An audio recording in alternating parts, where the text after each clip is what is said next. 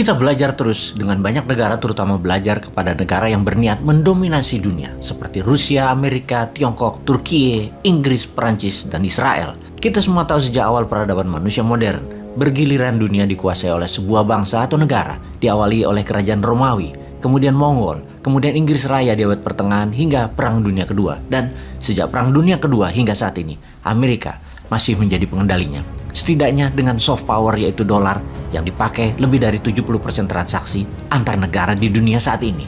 Amerika untuk mendominasi dunia dalam New World Order sudah mendapat tantangan banyak sejak awalnya, yaitu sejak Perang Dunia Kedua. Ditantang Uni Soviet dengan perang dinginnya yang pada akhirnya dimenangkan Amerika dengan runtuhnya Uni Soviet di tahun 1991.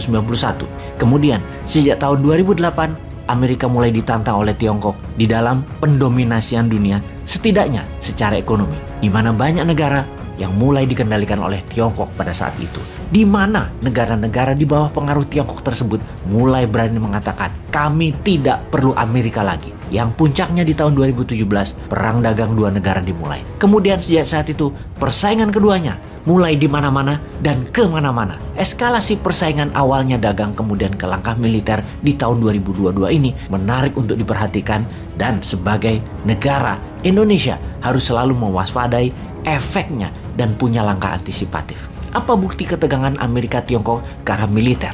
Sebuah fakta pada Shangri-La Dialog beberapa saat yang lalu di Singapura, Menteri Pertahanan Tiongkok Wei Fenghe agaknya sudah tidak basa-basa lagi menantang Amerika dalam hal militer tentunya, yaitu dalam urusan Taiwan. Menhan Tiongkok tersebut berkata dengan kalimat, kalau Taiwan menyatakan kemerdekaannya, itulah masa Tiongkok akan menyerbu Taiwan, dan siapapun yang membela Taiwan akan kami libas. Ini pernyataan sangar bin berani. Saat ini dunia sedang menganalisa pernyataan tersebut karena hal itu ibarat melemparkan air dari gelas ke muka Amerika secara langsung. Beranikah Amerika bertindak membela Taiwan? Ada dua hal yang akan kita diskusikan dalam video narasi kali ini, yaitu kemunafikan Amerika dan strategi Tiongkok mendominasi dunia. Kita ke Amerika terlebih dahulu. Ketika Joe Biden terpilih menjadi Presiden Amerika, platform kampanyenya adalah Reviving America atau menghidupkan kembali Amerika, yaitu semangat keamerikaannya dibangun. Dimana kita tahu Amerika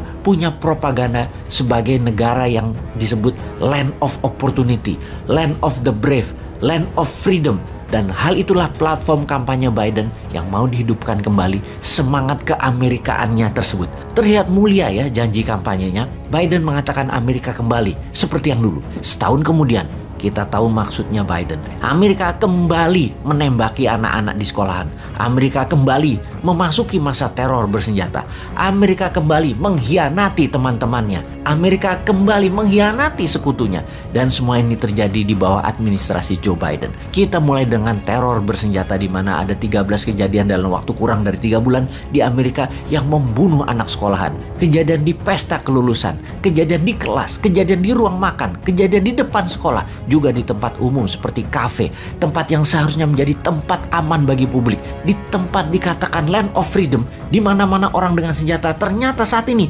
bisa menembaki orang lain dengan bebas. Itukah yang dimaksud dengan Reviving America? Pastinya kita tidak bisa menyalahkan Biden mengenai orang gila atau psikopat, namun kita salahkan Biden urusan senjata yang dengan bebas bisa dimiliki siapapun di dalam negeri Amerika.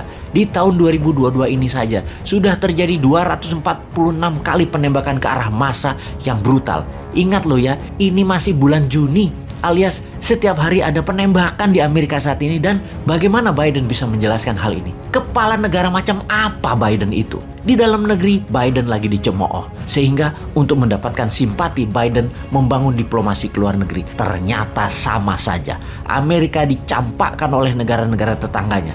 Amerika saat ini sedang mengadakan summit atau pertemuan tingkat tinggi, The Summit of Americas, yaitu kelompok negara-negara benua Amerika, OAS, The Organization of American States. OAS terdiri dari 34 negara benua Amerika, mulai dari Kanada hingga selatan Argentina. Ternyata pertemuan tersebut dianggap sebelah mata oleh banyak negara benua Amerika lainnya karena Amerika dianggap egois dan tidak korporatif.